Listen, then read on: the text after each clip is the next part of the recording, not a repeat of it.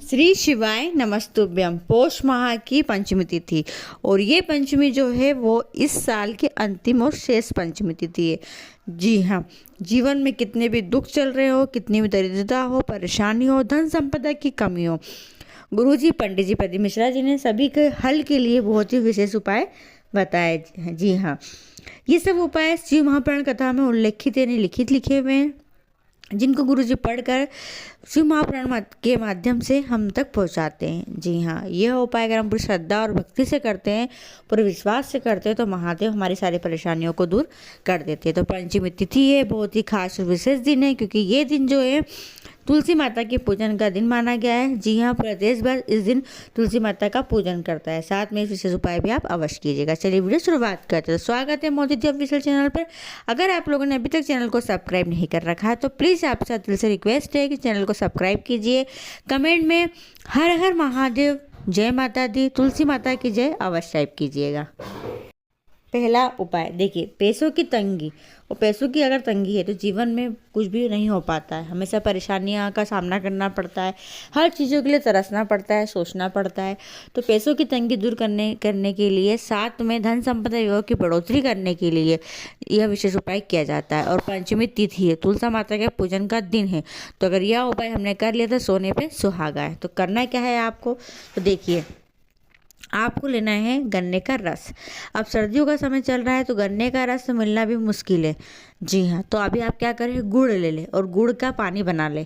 जी हाँ, गुड़ को थोड़ा पानी में भिगो ले और गुड़ का पानी तैयार कर ले।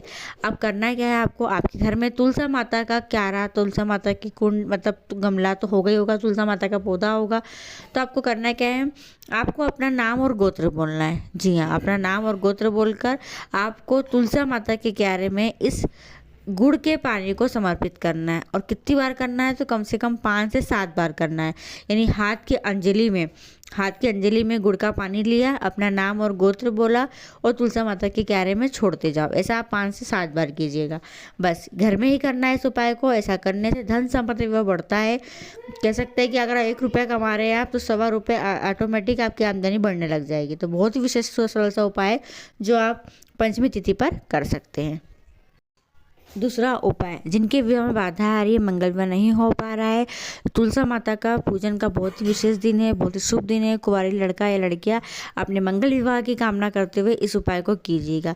क्या करना है आपको, केवल आपको तुलसी माता की परिक्रमा लगाना है। और कितनी बार लगाना है, तो आप अपनी क्षमता के अनुसार 1 परिक्रमा, 5 परिक्रमा, 11 परिक्रमा, 21 परिक्रमा, कितनी परिक्रमा लगा सकते हो अपनी मनोकामना बोलते हुए। तुलसी माता के कुंड में 1 लोटा जल समर्पित करो, हो सके तो कच्चा दूध समर्पित कर दो, 1 दीपक प्रज्वलित कर दो और तुलसी माता के कुंड की परिक्रमा लगा लो। यानी गमले की पौधे की परिक्रमा लगा लो। जितनी आपकी क्षमता उतनी लगा लो। हाथ जोड़कर प्रार्थना करो तुलसी माता से और अपने विवाह की कामना करो।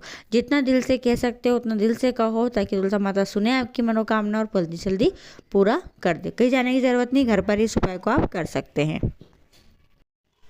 तीसरा उपाय, बहुत परेशान से हो गए, दुख जीवन का समाप्त नहीं हो रहा है, कष्ट जीवन का समाप्त नहीं हो रहा है, इधर उधर भटक के देख लिया है, बाबा से कई बार कह के देख लिया है, तो आप यह उपाय करके देखिए। पंचमी तिथि के दिन नंदीश्वर महादेव का नाम लेते हुए, नंदीकेश्वर महादेव का नाम लेते हुए आपको इस विशेष उपाय को करना है। आपको लेना है 1 बेलपत्री और 1 ध्रुवा और 1 लोटा जल। ये लेकर आपको जाना है महादेव के शिवालय। आपको बेलपत्री और दुर्वा नंदी जी पर स्पर्श कराकर फिर महादेव के शिवलिंग पर समर्पित करना है। और महादेव के शिवलिंग पर समर्पित करके फिर आपको 1 लोटा जल समर्पित कर देना है, अपने दिल की बात महादेव से कहते हुए। यकीन मानिएगा, आपकी जो भी मनोकामना बहुत ही जल्दी पूरी होगी। बाबा अवश्य आपकी मनोकामना को पूरा करेंगे ही करेंगे। 5वां उपाय, यह उपाय भी महादेव से अपने दिल की बात कहने वाला उपाय है। जी आप बहुत परेशान से हो गए, आपका कोई भी कार्य नहीं बन पा रहा है, कोई मनोकामना आपकी पूरी नहीं हो पा रही है, तो आप सच्चे दिल से इस उपाय को कीजिएगा।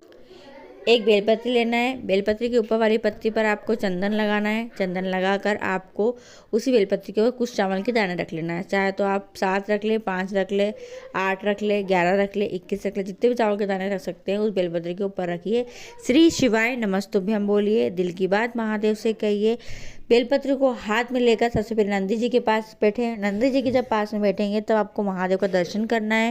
यानी नंदी जी के पास बैठकर महादेव के दर्शन करते हुए अपने दिल की बात आपको नंदी जी से कहना है। नंदी जी से कहने के समय आपके हाथ में बेलपत्री है, बेलपत्री के ऊपर आपने चंदन लगा रखा है, चंदन के ऊपर आपने कुछ चावल के दाने भी रख रखे हैं। ठीक है, इतना किया आपने। बेलपत्री को हाथ में लिया, श्री शिवाय नमस्तुभ्यम बोला। नंदी जी से दिल की बात कहने के बाद खड़े होकर आपको फिर महादेव के शिवालय के पास जाना है, यानी शिवलिंग के पास जाना है। शिवलिंग के पास जाकर फिर आपको उस बेलपत्री को महादेव के शिवलिंग पर समर्पित कर देना है। जब शिवलिंग के ऊपर बेलपत्र समर्पित करोगे तब आपको श्री शिवाय नमस्तुभ्यम बोलते हुए अपने दिल की बात कहते हुए बाबा को बेलपत्र समर्पित कर दीजिएगा। बहुत सरल सा उपाय है, बहुत सिंपल सा उपाय है, पर प्रभावशाली चमत्कारी उपाय है। बेलपत्री जो होती है वो महादेव तक हमारी बात को पहुंचाने का कह सकते हैं कहते हैं ना, कोई बाण होता है, जब बाण हम चलाते हैं तो फिर जब बाण पहुंचता है तो बाण कैसे पहुंचता है, हम चलाते हैं तो पहुंचता है। तो वैसे ही बेलपत्री है, बेलपत्री हम महादेव को समर्पित करते हैं तो बेलपत्री हमारे दिल की बात महादेव तक पहुंचा देती है। मैं उदाहरण सही नहीं दे पा रही हूँ, पर गुरुजी ने कहा है कि एकमात्र बेलपत्री वो माध्यम है जो हमारे दिल की बात महादेव तक पहुंचाती है। तो बहुत ही विशेष उपाय है जो आप पंचमी तिथि पर कर सकते हैं। वीडियो पसंद आती है, आपके लिए उपयोगी रहती है तो वीडियो को और लोगों तक जरूर शेयर कीजिएगा। श्री शिवाय नमस्तुभ्यम। हर हर महादेव।